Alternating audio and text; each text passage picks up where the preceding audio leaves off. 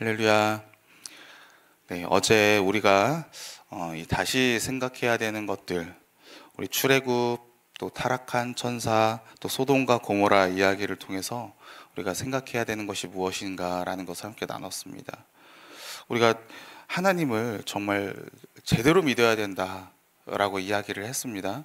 그래서 특히 하나님께서 이 출애굽 백성들 수많은 이적을 보여주셨음에도 불구하고 그들이 불평하고 또 불만 가운데 나오고 또 때로는 하나님께서 구원하심을 그것을 이전으로 돌아가자라고 이렇게 이야기하면서 하나님에 대한 믿음이 없다, 불신에 대한 것을 계속 이야기하죠. 그래서 하나님께서 그들 가운데 너희들 이제 광야로 들어가지 못할 거다, 다 죽게 될 거다, 여호수아와 갈렙 제외하고 너네 다 죽게 될 거야, 심판을 분명하게 말씀하셨습니다. 그래서 불신에 대한 그러한 결과는 반드시 멸망, 반드시 심판으로 오게 된다라는 것을 우리가 잊지 말아야 한다라고 이야기를 했어요.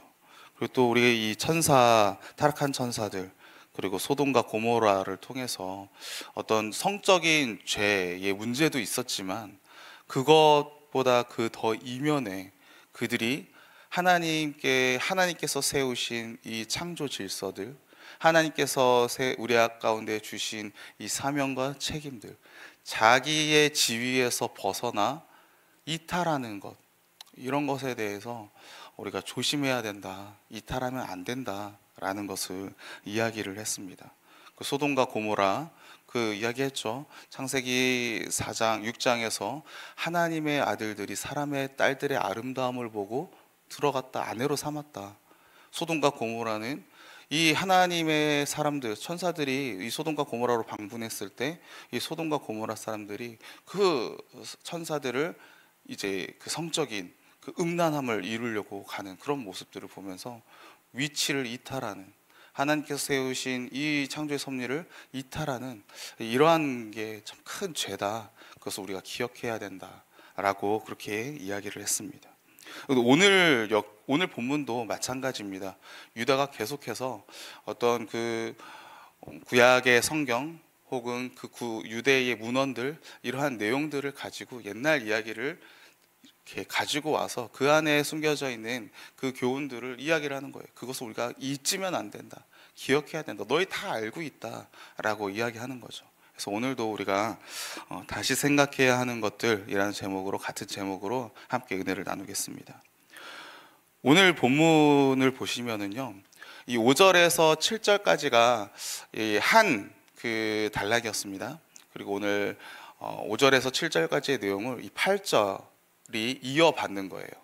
그리고 이 8절에 대한 부분에 대해서 보충 설명이 이 9절과 10절에 연결이 됩니다. 이러한 구조들을 우리가 생각을 하면서 오늘 본문을 보면 좋을 것 같습니다. 오늘 본문에서 8절 말씀을 우리 한번 같이 읽어보겠습니다. 시작. 그러한데 꿈꾸는 이 사람들도 그와 같이 육체를 더럽히며 권위를 업신여기며 영광을 비방하는도다. 그러한데 이 꿈꾸는 이 사람들도 라고 이렇게 이야기하잖아요. 앞에서 이야기했던 5절, 6절, 7절, 이 출애굽, 타락한 천사들, 그리고 소돔과 고모라, 이 이야기들에 나오는 이 모습들, 이 불신하는 자들, 자리 이탈하는 자들, 이러한 모습을 지금 이 꿈꾸는 자들, 이 꿈꾸는 이 사람들이 바로 그러한 사람들이었다라는 것을 받는 거예요. 받으면서 이야기합니다. 이 사람들도 그와 같이 5절에서 7절에서 이야기했던 그 모습과 같이 육체를 더럽히며 권위를 업신여기며 영광을 비방하는 사람들이다. 지금 우리 안에 들어온 이 가만히 들어온 사람들, 이 이단적인 생각을 품고 퍼뜨리는 이 사람들이 바로 이러한 짓을 하고 있다라고 설명을 하고 있는 거예요. 그러면 오늘은요, 이 안에서 우리가 두 가지 특성을 한번 살펴보려고 합니다. 첫 번째 특성은요, 지금 이 가만히 들어온 사람들에 대해서 유다가 이렇게 이야기하고 있어요. 이 사람들 무슨 사람들이라고 이렇게 이야기합니까? 꿈꾸는 자들이다, 꿈꾸는 자들이다 라고 이렇게 이야기를 하고 있어요. 여러분들, 우리가 꿈에 대해서 여러분들 어떻게 생각을 하고 계십니까? 꿈에 대해서 성경에서 말하는 꿈, 예수님이 오시기 전에 구약 성경에서 이 꿈에 대해서 하나님께서 이 꿈을 통해서 하나님의 메시지, 하나님의 말씀을 전해주시는 그런 부분들이 구약 성경에서 종종 나타납니다. 그렇죠? 보여주시는 거예요. 꿈을 통해서. 우리 대표적으로 꿈하면 생각나는 사람 누가 있습니까? 요셉, 다니엘, 또 선지자 요엘, 아주 대표적인 사람들이에요. 꿈을 통해서 하나님께서 앞으로 어떻게 될 거야 라는 것을 이렇게 보여주시고 말씀해 주시는 그러한 모습들이 있어요. 계시를 꿈을 통해 받는다라는 거죠. 지금 이 사람들이 꿈꾸는 이 사람들이다라고 이렇게 이야기하는 게 뭐냐면요, 자기들도 지금 그렇게 받고 있어. 내가 지금 이렇게 말하는 게 하나님께서 꿈을 통해서 나에게 보여주셨다니까. 이렇게 근거를 대면서 사람들에게 그 내용들을 전하고 있다라는 거예요. 여러분들 어떻게 생각하십니까? 꿈 좀 꾸십니까? 네. 꿈을 안 꾸시는 분들도 많이 계시죠. 저는 매일매일 꿈을 꿔요. 매일매일 1시간을 자더라도 꿈을 꾸더라고요. 그래서 항상 보면은 꿈 얘기를 얘기해주면 아내가 진짜 말도 안 되는 개꿈 많이 꾼다고 얘기 많이 합니다. 근데 우리 교회 성도님들이 그러신지 모르겠지만 그리스도인들 중에서 현대에 우리 오늘날의 그리스도인들 중에서도요, 이 꿈을 하나님의 계시로 하나님께서 꿈속에서 나한테 말씀해 주셨다라고 말씀하시는 분들이 없어요? 있어요? 있어요. 많지 않은지는 모르겠습니다. 하지만 제 주변에도 있고요, 저희 어머니도 가끔 그러신 것 같고요. 그래요. 근데 이게 있을 수 있는 겁니까? 없는 겁니까? 있을 수 있습니까? 헷갈리시죠? 있을 수 있다고 생각이 들어요. 왜? 하나님의 능력은 무소부지하시잖아요. 절대 모든 것들을 다 하실 수 있잖아요. 그렇죠? 그런데 여러분들, 우리가 조심해야 됩니다. 우리가 기억을 해야 됩니다. 왜 어떤 걸 기억을 해야 되냐면요, 근데 성경은요, 하나님의 계시, 자연 계시 가운데 우리 계시를 두 가지로 이야기를 하잖아요. 일반 계시, 자연 계시와 특별 계시, 이렇게 이야기합니다. 전문 용어로 써서 죄송하지만 알아야 돼요. 일반 계시는 뭐냐? 하나님께서 우리의 삶 가운데 자연을 통해서, 만물을 통해서, 꿈도 여기에 해당이 되겠죠. 모든 것, 일상생활 가운데 이런 것들을 자연 만물을 통해서 하나님을 알 수 있도록 계시하셨다라는 거예요. 근데 특별 계시는 뭐냐? 하나님께서 특별하게 하나님의 방법으로 계시하시는 것이 있었다. 그게 뭐였는가? 바로 예수 그리스도라는 거예요. 자연 계시를 통해서 안 사람들은요, 하나님은 알 수 있어요. 창조주는 알아요. 하지만 구원주는 모릅니다. 예수님을 모르니까요. 특별 계시를 받은 사람들, 특별 계시를 받은 사람들만이 창조주가 곧 구원주다라는 것을 알 수 있어요. 예수 그리스도를 알아야 돼요. 근데 그 예수 그리스도가 우리 가운데 어떻게 주어졌어요? 구전으로 연결됐고 구전으로 전해온 것도 있겠죠. 하지만 우리 가운데 대표적인 하나님의 말씀, 성경, 이것을 통해서 우리 가운데 전해지고 있단 말이죠. 그래서 여러분들, 성경이 정경화되고 성경이 우리 가운데 오게 된 이것으로 말미암아 계시가 완성되었다라고 이야기합니다. 이 계시의 실체이신 예수 그리스도께서 내려오심으로 말미암아 이제는요, 하나님이 예수 그리스도를 통해서 말씀하시는 거예요. 말씀을 통해서 우리 가운데 말씀하신다라는 거예요. 여러분들, 꿈으로 지금도 하나님께서 우리 가운데 하나님의 계획들을, 하나님의 뜻을 꿈을 통해서 말씀해 주신다라고 이야기한다면 그럴 수 있죠. 충분히. 그렇게 된다면 성경은요, 있으나 마나한 필수 조건이 아니라 그냥 선택, 충분 조건인 거예요. 그런 의미에서 생각한다면요, 여러분들, 우리는요, 꿈으로 하나님의 말씀을 받는다라는 것에 있어서 조금 조심해야 될 필요가 있습니다. 여러분들, 이 부분은요, 신약 성경, 신약 시대 때 와서도 논란이 되어지고 있어요. 우리 데살로니가 후서 2장 1절 말씀 같이 한번 보도록 하겠습니다. 데살로니가 후서 2장 1절에서 2절 말씀이에요.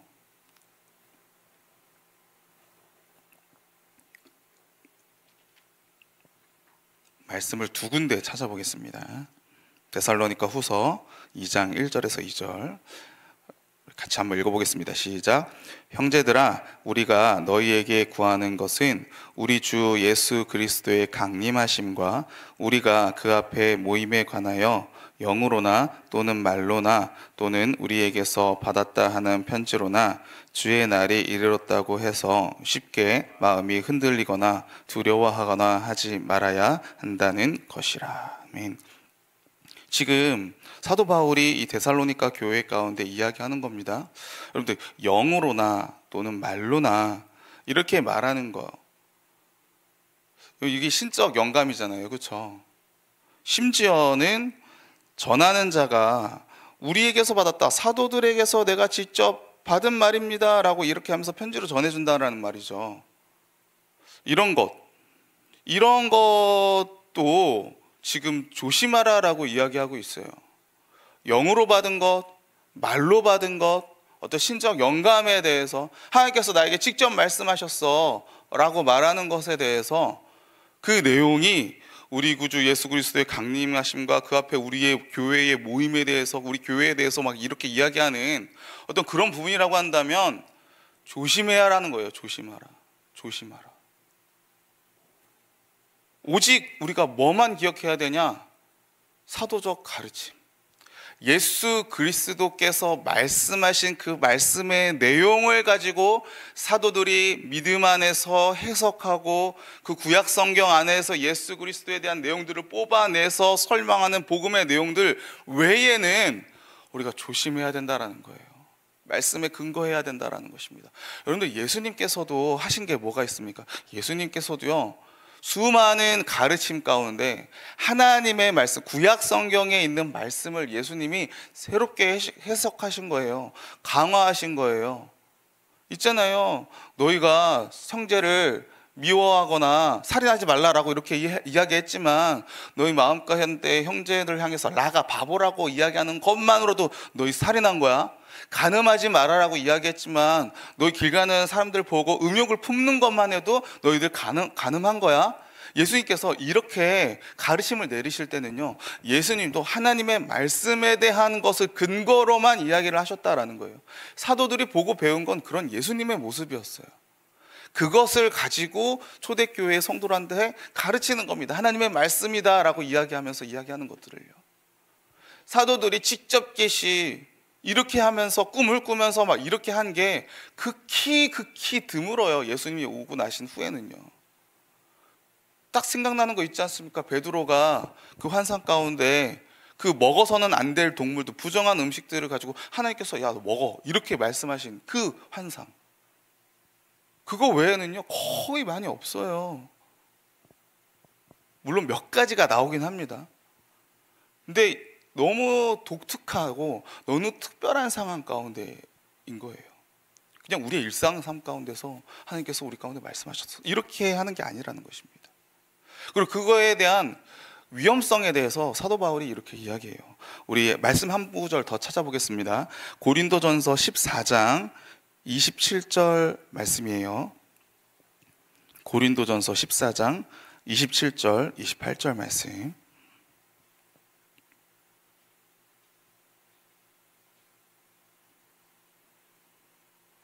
고린도전서 14장 27절에서 28절 말씀, 우리 같이 한번 읽어보겠습니다. 시작. 만일 누가 방언으로 말하거든 두 사람이나 많아야 세 사람이 차례를 따라하고 한 사람이 통역할 것이요, 만일 통역하는 자가 없으면 교회에서는 잠잠하고 자기와 하나님께 말할 것이요. 여러분들, 방언, 또 29절도 같이 한번 읽어볼까요? 시작. 예언하는 자는 둘이나 셋이나 말하고 다른 이들은 분별할 것이요. 여러분들, 방언, 예언 다 뭡니까? 신적 영감이에요. 하나님께서 내 가운데, 성령께서 함께 하셔서 그 가운데 내가 어떤 성령의 감화 가운데 기도할 때 영적인 것들을 이야기하는 거, 우리 이런 거 방언이라고 얘기하잖아요, 그렇죠?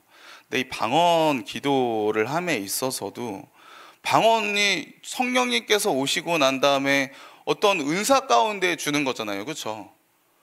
그 신약 시대에 지금 오늘날 우리 가운데 지금 이 방언을 하고 있어요. 그렇죠? 여기서 권사님들도 하고 계시잖아요. 이거 하는 이 방언에 대해서도요, 지금 이게 잘못됐다가 아니에요. 이 방언에 대해서도 기도할 때 어떻게 해야 되냐, 지금 분명히 이야기하고 있어요. 두세 사람이 차례로 하고 한 사람은 뭐 하라 그래요? 통역하라 그래요. 방언에 대해서 통역을 하라 그래요. 그럼 통역하실 수 있는 분 계십니까? 이게 무슨 말이겠어요? 그만큼 조심하라라는 말이에요. 조심해라, 조심해라. 예언하는 것도 마찬가지잖아요. 지금 하나님의 말씀을 선포하는 거예요.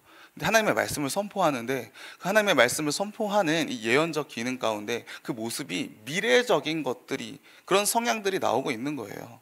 그러니까 그 가운데 예언할 때도 둘이나 셋이나 한 사람만 이야기하는 게 아니라 그 내용이 정말로 맞다고 한다면, 하나님의 뜻이라고 한다면 2명, 3명도 그 예언에, 동일한 예언에 대해서 이야기할 거야. 그리고 그것을 분별해라. 반드시 분별해라. 이렇게 이야기하고 있어요. 그만큼 뭐냐면요, 제가 이야기하고 싶은 거는 꿈, 환상, 방언, 예언, 하나님께서 지금 이 시대 가운데도 할 수 있습니다. 하나님의 능력에 따라서. 하나님 무궁무진하신 능력의 하나님이십니까? 그런데 이게 자기의 개인적 체험으로 오겠죠. 이걸 누가 부인을 하겠습니까? 근데 이걸 가지고 내가 다른 사람들에게, 내가 속하에 있는 공동체에게 이것을 가지고 이야기할 때는 조심해야 된다라는 거예요. 여러분들, 간증을 한번 생각해 보세요. 누군가에게 있어서 하나님의 역사입니다. 하지만 그것 자체로 공적이고 그 간증에 나오는 그 모든 사례들이 다 보편적인 진리로 선포되어지는 것은 너무 위험한 거예요. 다른 사람들한테는 그게 해당하지 않을 수 있으니까요. 그러한 의미 가운데서 이야기를 하는 거예요. 하나님께서 지금도 하실 수 있습니다. 하지만 이걸 가지고 내가 다른 사람들한테 어느 권사, 어느 성도, 어느 집사, 내가 기도했는데 하나님께서 이렇게 말씀하셨어. 당신 그러니까 이렇게 해야 돼. 위험하다고요. 이거 이렇게 하지 말란 말입니다. 그만큼 분별해야 되고요, 그것에 대해서 나뿐만 아니라 다른 사람들도 동일한 말씀을 하나님께서 주신다라는 거예요. 그렇기 때문에 교회 안에서 이런 게 쉽지 않다라는 것입니다. 여러분들, 이때 당시에 이 본문으로 돌아가서 이 이단들이 이렇게 이야기하는 거예요. 나 꿈을 꿨다. 나 신적 영감을 받았다. 그러니까 당신도 이렇게 해야 된다. 저렇게 해야 된다. 라고 이렇게 이야기하는 겁니다. 근데 그 내용이 뭐예요? 우리가 지난 시간에 나눴지만 죄에 대해서 가볍게 생각하는 거예요. 음란한 것, 성적인 모습들에 대해서 용납하고 납득하고 어쩔 수 없이 위로해주는 척하면서 그렇게 방치하는 거예요. 그게 하나님의 영광을 가려버리고 비방하고 하나님의 권위를 떨어뜨려버리는 그러한 모습, 그러한 결과들을 나타냈다라는 것입니다. 그러기서 여러분들, 우리가 이 교회 안에서 조심해야 됩니다. 정말 조심해야 돼요. 특별히 가까운 사람일수록 더더욱요. 가족에게 하나님의 말씀대로 하는 게 아니라 기도했는데 꿈 가운데, 환상 가운데 음성으로 들려주셨다, 이런 것에 대해서 우리가 함부로 말하면 안 된다라는 것입니다. 저는요, 우리 성도님들에게 좀 강하게 권면드리고 싶은 게 뭐냐면요, 우리의 신앙은요, 안전해야 됩니다. 안전해야 돼요. 왜? 우리 생명과도, 우리 영원한 생명과 직결되어 있잖아요. 연결되어 있잖아요. 그래서 여러분들, 우리가 경제적 가운데 주식을 투자하든 뭘 투자하든 이러할 때도 여러분들 우리가 안전성을 보잖아요. 그렇죠? 수익성도 보지만 안정성도 정말 중요하잖아요. 그만큼 하나님의 말씀에 대해서도, 우리 신앙생활에서도요, 안정성이 제일 중요합니다. 까딱 잘못하면 순식간에 인본주의로 가는 거예요. 순식간에 나도 모르게요. 순식간에 신비주의로 간단 말입니다. 그렇기 때문에 우리가 안전하게 가야 돼요. 그 안전한 방법은 뭐냐? 하나님의 말씀이 이야기하는 그대로예요. 하나님 주님께서 하나님의 말씀을 가지고 설명하신 것, 사도들이 그 주님께서 말씀하신 것을 가지고 그 말씀의 기본 근거가 되어서 그것을 기준으로 우리의 삶에 적용하는 부분들, 이런 것을 우리가 가장 안전한 부분입니다. 저와 여러분들이 이 안전한 길로 가시기를 간절히 축원합니다. 자, 그리고 두 번째 모습입니다. 두 번째 특징은 뭐냐면요, 이 사람들이 비방하는 자들이다라는 거예요. 오늘 8절에서 10절 말씀인데요, 제가 한번 읽어보겠습니다. 그러한데 꿈꾸는 이 사람들도 그와 같이 육체를 더럽히며 권위를 없인 여기며 영광을 비방하는도다. 천사장 미가엘이 모세의 시체에 관하여 마귀와 다투어 변론할 때에 감히 비방하는 판결을 내리지 못하고 다만 말하되 주께서 너를 꾸짖으시기를 원하노라 하였거늘 이 사람들은 무엇이든지 그 알지 못하는 것을 비방하는도다. 그들은 이성 없는 짐승같이 본능으로 하는 그것으로 멸망하느니라. 여러분들, 이 세 절 가운데 비방하다라는 단어만 지금 3번이 나오고 있어요. 그렇죠? 이 사람들의 특징이 지금 비방하는 자들이다라는 거예요. 근데 그냥 비방이 아니에요. 영광을 비방한다라고 이렇게 이야기를 하고 있습니다. 근데 영광을 비방한다라는 말, 도대체 무슨 말인가, 이렇게 의문점이 들 수가 있잖아요. 그렇죠? 그 내용을 지금 9절과 10절에서 그 영광을 비방하는 것에 대한 그 예를 지금 이야기를 하고 있다라는 거예요. 여러분들, 근데 이 천사장 미가엘이 모세의 시체에 대해서 마귀와 다투어 변론했다라는 게 구약 성경에 있습니까? 없습니까? 없어요. 이것도 없어요. 지난번에도 이야기했지만 이 유다가 그때 당시에 이 유대 문헌들 가운데 하나였던 에녹 일서를 가지고 인용을 하는 거죠. 마찬가지로 오늘 본문도요, 그때 당시에 고대 유대 문헌이었어요. 이 뭐냐면은요, 모세의 유언 혹은 모세 승천기라고 하는 그러한 내용 이야기입니다. 그 안에서 지금 이 내용들을 인용을 하고 있는 거예요. 이때 지금 이 천사장 미가엘이 이 마귀와 함께 이 모세의 시체에 대해서 변론을 하고 있는 거예요. 마귀가 뭐라 그러냐면요, 이 모세 시체 자기가 가져가겠다는 거예요. 왜 가져가냐? 모세가 죄인이다. 모세는 하나님 곁에 있으면 안 된다. 왜? 히브리인들을 모세가 왕자였을 때 죽였기 때문에. 그걸 가지고 가져간다라는 거예요. 이런 내용이 포함이 되어 있어요. 그것에 대해서 천사장 미가엘이 변론을 하는 거죠. 그런데 중요한 거는 뭐냐? 오늘 천사장 미가엘이 보여준 모습이 과연 뭐냐라는 거예요. 여러분, 천사장 미가엘이 지금 자신이 마귀를 비방하는 판결, 마귀에 대해서 마귀가 지금 잘못하고 있다라는 것을 충분히 정죄할 수 있어요. 마귀 너 틀렸어, 그렇게 하면 안 돼 라고 그렇게 해서 정죄할 수 있는데, 미가엘이 지금 정죄하지 않습니다. 비방하는 판결을 내리지 않는 거예요. 다만 이렇게 이야기합니다. 뭐라고 이야기합니까? 주께서 너를 꾸짖으시기를 원하노라. 여러분, 천사장 미가엘이 천사들 중에 장이었잖아요. 그렇죠? 사실 엄청난 특별한 위치에 있는 천사잖아요. 그렇죠? 어떻게 보면 특정한 지위를 가지고 있는 존재예요. 그럼에도 불구하고 자신이 재판장의 위치에 가지 않습니다. 의로우냐 불의하냐라는 것을 판단하고 판결하고 재판하는 모습은, 이 고유의 권한은 누구의 것이기 때문에요? 하나님의 것이기 때문에 결코 그 앞에서 충분히 이야기할 수 있음에도 불구하고 하지 않는 거예요. 그러기에 오늘 천사장 미가엘은요, 앞에 이야기했죠. 계속 자신의 맡은 위치를 벗어나, 이거 하지 말라 그랬잖아요. 그렇죠? 천사장 미가엘은 이 위치를 고수하고 있는 거예요. 지금 유다가 이야기하고 싶은 건 그겁니다. 그런데 반면에 마귀와 같은 자들, 이단적인 사상을 가만히 들어온 자들, 이 꿈꾸는 자들, 너희들은 어떤 사람들이냐라고 10절에 비교하면서 이야기하는 거예요. 10절에 이렇게 이야기합니다. 이 사람들은 무엇이든지 그 알지 못하는 것을 뭐 한다고요? 비방하는도다, 중상한다, 나쁘게 평가한다라는 말이거든요. 또 그들은 이성 없는 짐승같이 본능으로 아는 그것으로 멸망하느니라. 그들은요, 비방하는 것에 대한 기준이 있어야 될 거잖아요. 이게 하나님의 말씀도 아니라는 거예요. 하나님의 말씀도 이성도 아니에요. 오직 본능적인 짐승과 같은 본능이 뭡니까?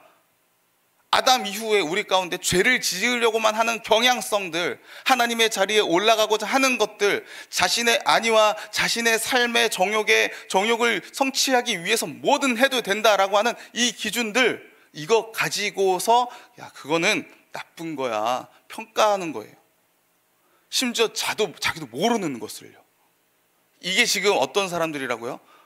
이게 가만히 들어온 자들, 꿈꾸는 자들, 이단자들이다. 그러니까 이들에게 남겨진 건 오직 뭐밖에 없다고요? 멸망밖에 없다라는 거예요. 멸망밖에 없다. 왜요? 하나님의 권한, 그 고유 권한을 자신이 가져가서 자신이 남발하면서 사는 거죠. 하나님의 하나님됨을 무시하는 거예요. 예수님의 주되심을 무시한다는 말입니다. 그러니까 멸망밖에 없다라고 이야기하는 거예요. 그래서 여러분들, 우리가 이 모습 보면서 다시 한번 생각해 봐야 돼요. 왜냐면은요, 이게 우리가 평소에도 많이 짓고 있거든요. 재판장의 자리에 올라가는 거. 내가 선을 잘 지키고 있는가. 천사들의 장이었던 미가엘조차도 자신의 위치를 알고 하나님의 그 선을 넘지 않았는데 나는 지금 어떻게 하고 있는가. 왜냐면 우리가 너무 쉽게 사람들을 평가하는 거예요. 평가하지 말라 그랬잖아요. 그 사람들이 어떻게 될 거야 이런 것에 대해서 평가하지 말아야 된다는 것입니다. 특별히 가까운 사람일수록, 가족일수록.